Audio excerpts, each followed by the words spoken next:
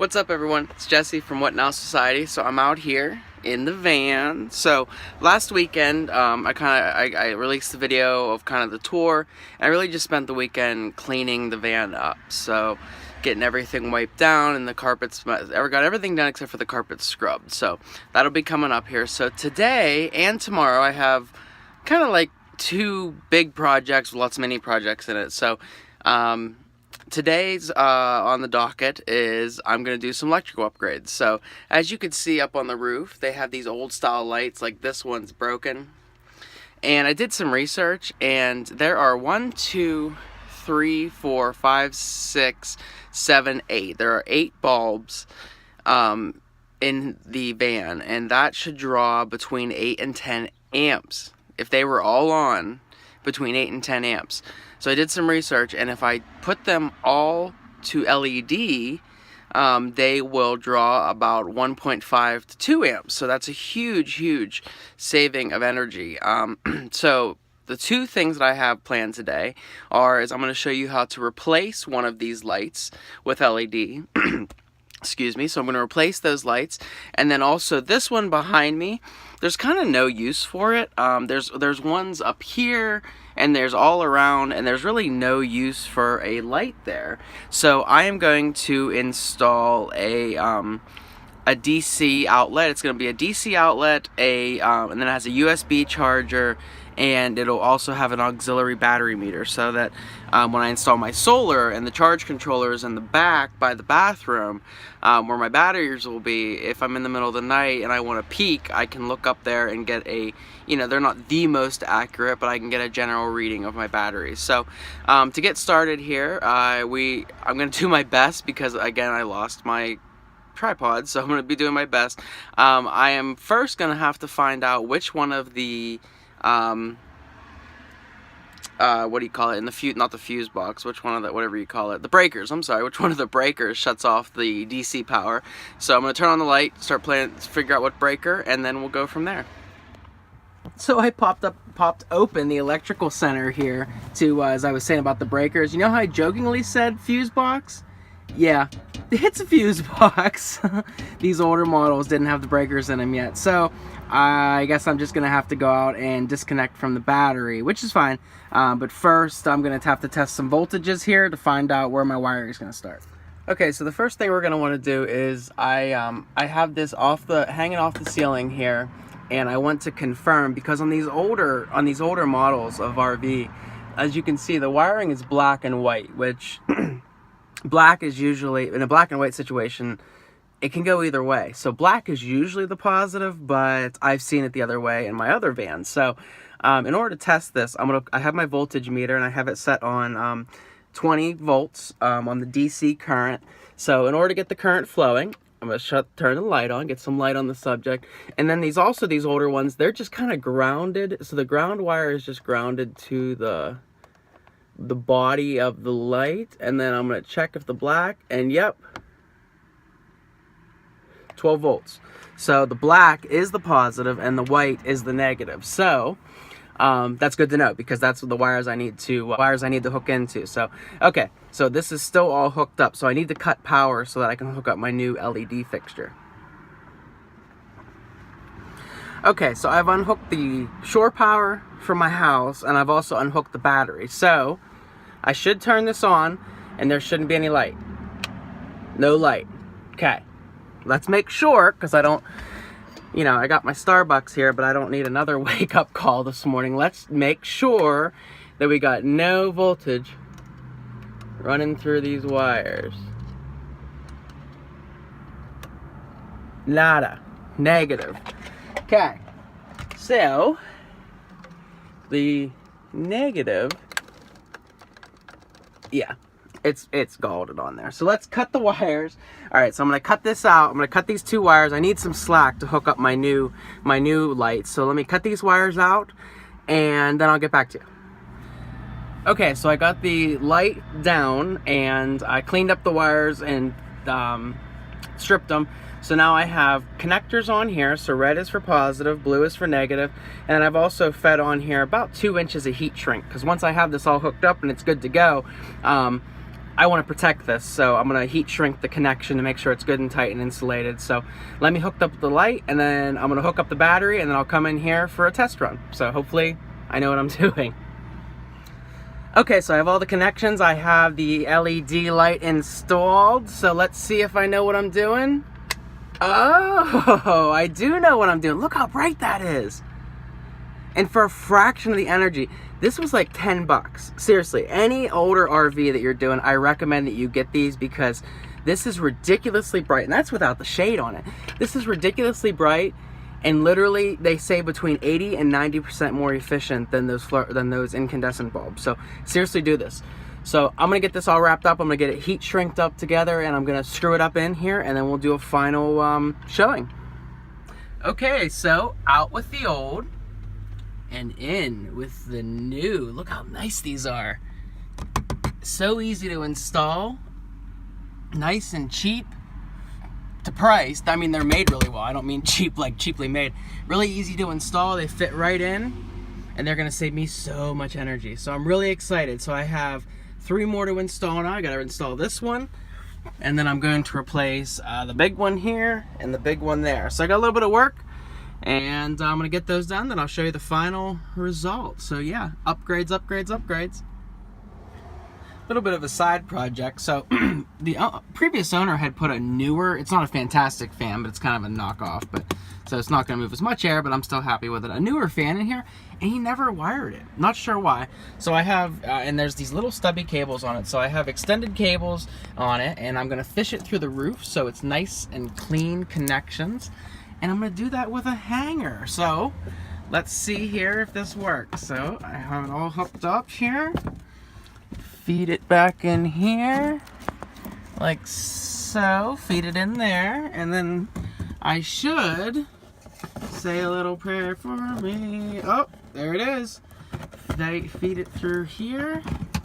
Sorry for this again. My tripod is in nowhere's land. And there we go. Nice hidden wire fed into the 12 volt that's up here. Just a little side note. Okay, so we have reconnected the battery, and we have now 1, 2, 3, and 4 all new LED lights. Plus, you saw that I fished all the wiring through here and hooked up the fan, the brand new fan that was never hooked up. So let's give her a shot. 1, 2,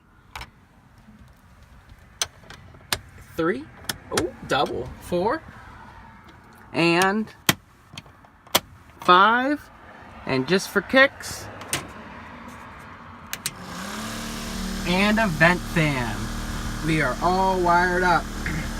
All right, now let's get that DC outlet bank wired up.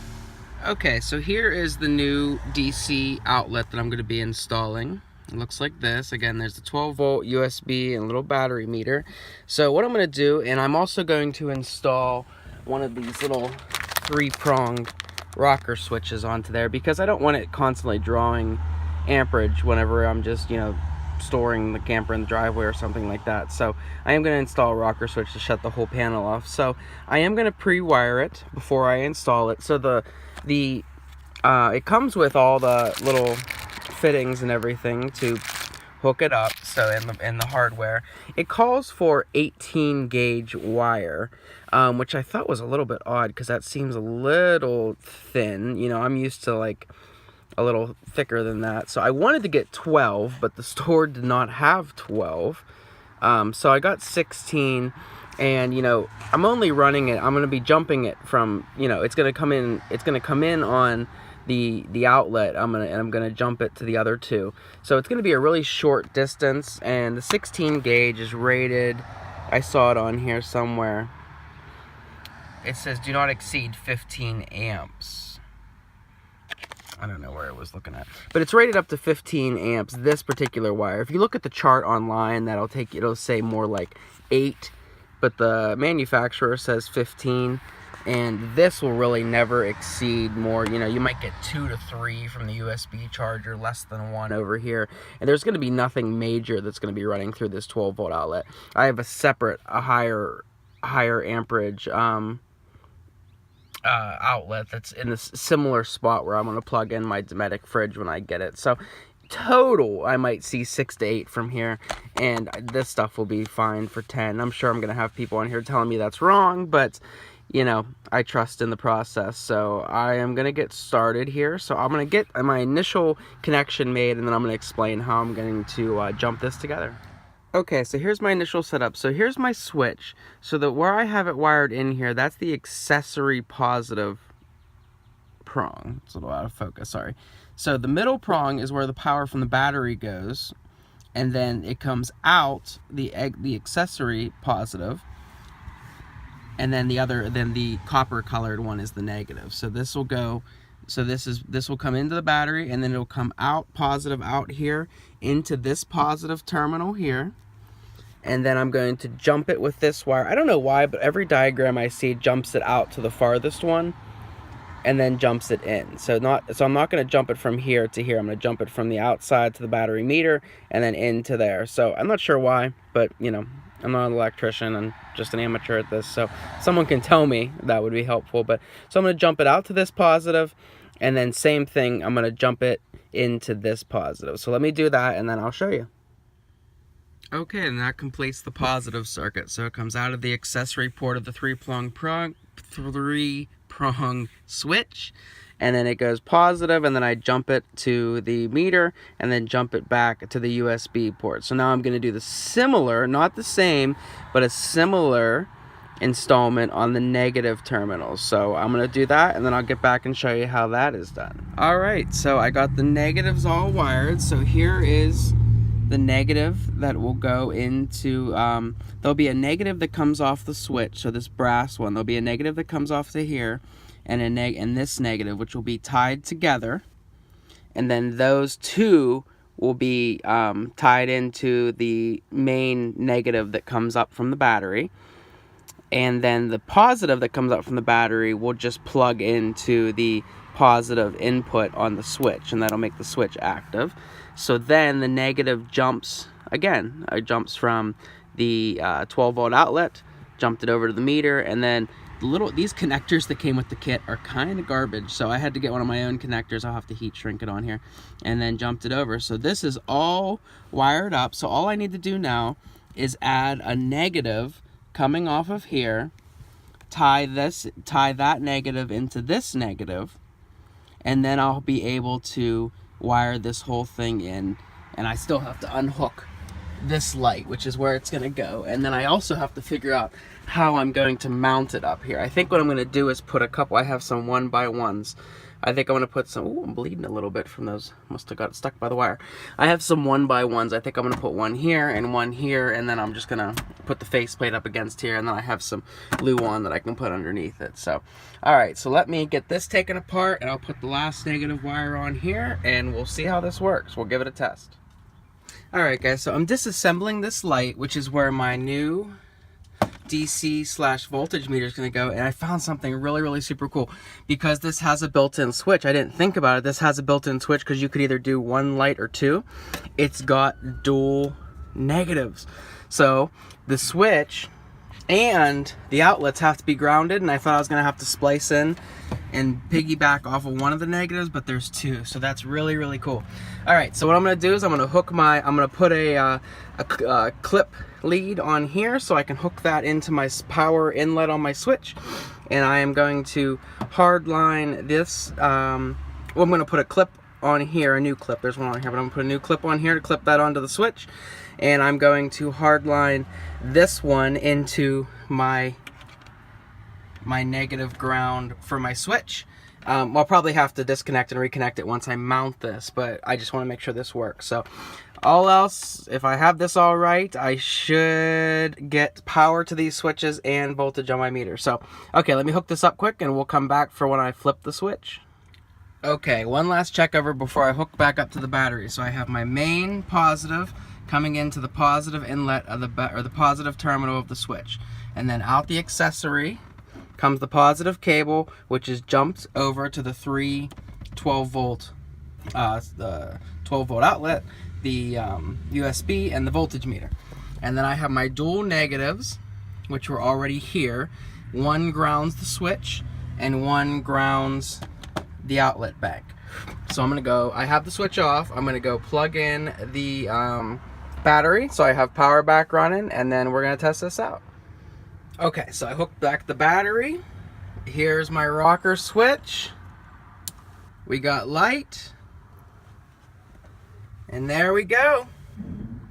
We're at 13.1 volts, which is what I expected because I charged the battery overnight last night. So 13.1 volts, and we got our 12 volts receptacles right here. So there it is. This is gonna mount right here. So I gotta build a little mounting bracket, little mounting bracket right here. But now I'm gonna be able to look up from my bed and see what my voltage is. So this just proves, now I know nothing about electrical, but with some tutorials and reading the manual and teaching myself, anybody can, with right safety precautions and doing the right research, can wire up their 12 volt system in their RV. So if I could do it, anybody can do it.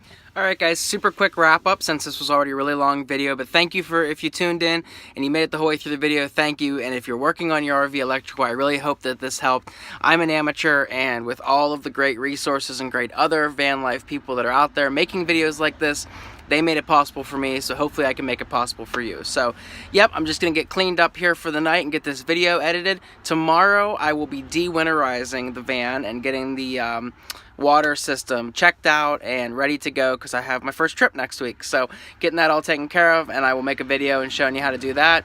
Like, share, subscribe. Again, thank you to all of my subscribers that have been with me for a while, and those of you that are new, welcome to the channel, and I hope to continue to grow this. And yeah, also feel free to reach out to me, Instagram, Twitter, or in the comments. I love talking to you guys, and love getting your feedback. So yeah, alright guys, peace out.